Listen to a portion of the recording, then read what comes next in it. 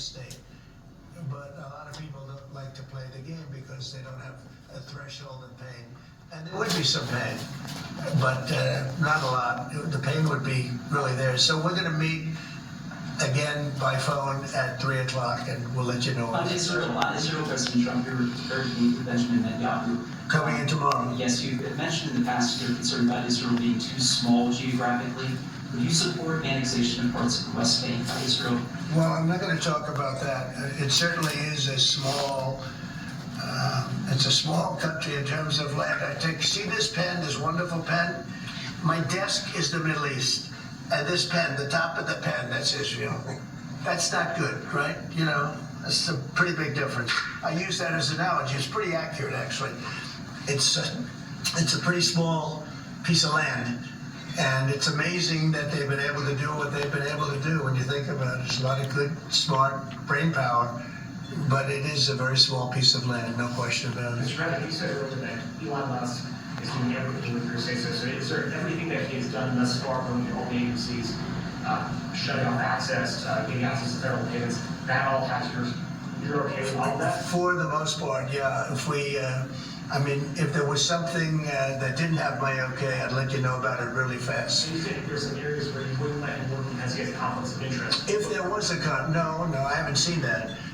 And he would know not to do it. So we haven't had that yet. But if there was a conflict, we would let him work in that Is area. there any reason with regard to Panama that you're going to make a deal where the U.S. is going to take it? How long do they have to make that sort of deal, and are you still leaving on the table? We're going to meet with Panama on Friday at about 3:30 in the afternoon by phone, and maybe there'll be some representatives that, here or there. But we're going to be talking to Panama on Friday, essentially. And they've agreed to certain things, but I'm not happy with it. On the Middle East, Mr. President, if I may, do you still have doubts that the ceasefire will hold? On what? On the Middle East, do you think the ceasefire will hold? I have no assurances that it'll hold. I mean, I've seen people brutalized. Nobody's ever seen anything like it. No, I have no guarantees that the peace is going to hold. Steve, you might want to say something about that. See what goes. It's holding so far. So, and we're certainly hopeful, and that's the president's direction. Get the hostages out and save lives and come to hopefully a peaceful settlement of it all. So far it's holding. Mr. President, on a different topic, questionnaires have been going out to FBI agents across the country who were involved potentially in the investigation. Do you believe anyone involved at any level should be fired, sir? Well, I think the FBI was a very corrupt institution, and I'm a victim of it in a true sense. I was able to beat it, but other people have been treated horribly. I think the FBI had a great reputation. I think its reputation was really damaged badly, as is DOJ. Look at what they've done in terms of weaponization. Look at what they've done to a political opponent. Probably got me elected by what they did. I think I was doing well anyway, but they might have got me elected. But you know what? We have to have pristine, beautiful, perfect law enforcement. And what we want to do, and Cash is the one to do it. He's the one guy that is going to do it. We have to bring the reputation of the FBI. We have to bring the fact of the FBI back to what it could be.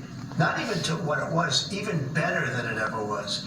Because who would have thought that the FBI could have been corrupted like they were corrupted?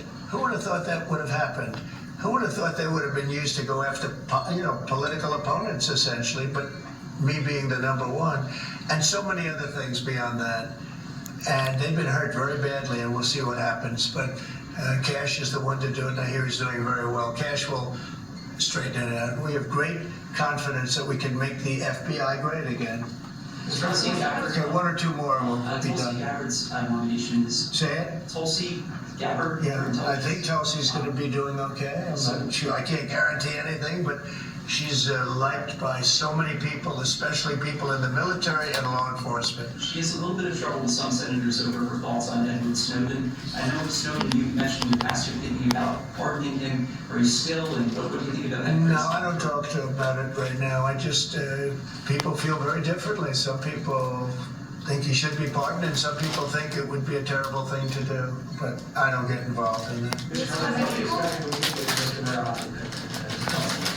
Just respect. I have great respect for Rupert Murdoch. I disagree with him a lot of times with the Wall Street Journal, but that's all right. We've disagreed before, and I'm sure they didn't have any idea what they were talking about, because already you see what's happening. Look at Colombia. Look at what happened with that. Everybody said that with Colombia it was going to be a disaster. In 1 hour, everything was settled. You know why? Tariffs. Without tariffs, they wouldn't have been the same way. They would not have treated me the way they treated me, which was extremely nicely. And I don't want to use countries, I don't want to use names, but tariffs are very powerful, both economically and in getting everything else you want. Tariffs for us, nobody can compete with us because we're the pot of gold. But if we don't keep winning and keep doing well, we won't be the pot of gold, and then tariffs won't be so good for us. But when you're the pot of gold, the tariffs are very good. They're very powerful, and they're going to make our country very rich again. Thank you very much, everybody. I don't know. How is the market doing? I did? I don't know. I don't think of that. Thank you. Thank you, Mr. President. Thank you very much. Thank you. All right, John. Well, interesting. That was tape playback. It might as well pop up the big board because it does tell a story. There was obviously some concern in the markets earlier this morning with this ongoing trade war and tariffs on Mexico and Canada and China. And the president sort of eased that situation, obviously with the news out of Mexico that there would be a 1-month pause on that. And look at that. I mean, it's almost back to, even on the day, just down 39 points right now. I thought it was interesting that he said that Mexico had agreed to put those 10,000 troops on the border on a permanent basis, which is something that Mexico has not done in the past. They brought them up on a temporary basis. We'll see if they actually honor that commitment to do it. Just a little look at what the president had to say today. June the 3rd here, or February the 3rd, I'm sorry. And February the 3rd, 1:59 p.m. Thank you all for watching. Oh boy, that's a nice little treat from Mommy there. Yes, it is. It's a nice little treat from Mommy. Yes, we love you, Peekaboo. We love you, Peekaboo. These transparency of the questions that he just took from the media there in the Oval Office. The Mexico president earlier talking about the conversation that she had with President Trump. He just said himself that call went pretty good this morning. Obviously there, Mexico is sending 10,000 soldiers to the border now. There's a huge immigration story developing here as well. You're absolutely right. Look, I think the message of the countries is we're not going to be afraid to squeeze you for leverage. If you remember, back in late November, Sheinbaum had a very incendiary response to this sort of float when Trump did it before he took office. And he got it, again, when the rubber met the road and the tariffs are coming within 24 hours, suddenly the tone shifts. You see this Colombia, Panama, now Mexico. There's a trend here, and it's a new sheriff in town. I thought it was interesting last week when during the press briefing, Carolyn Levitt was asked about the president of Colombia, said he wouldn't take back migrants who were in handcuffs. And she said, let me take that to the president. Let's see what he has to say about that. We haven't heard back on that front. We should check it. Guys, thanks so much. Good to see you. Thank you. All right, hundreds of U.S. troops arriving at Cuba's Guantanamo Bay to set up a migrant detention center as President Trump pulls out all the stops to tackle the illegal immigration crisis. His Homeland Security Secretary and Defense Secretary both making trips to the southern border in a show of support for agents on the ground there. And whoa, here we go. It's already top of the new hour.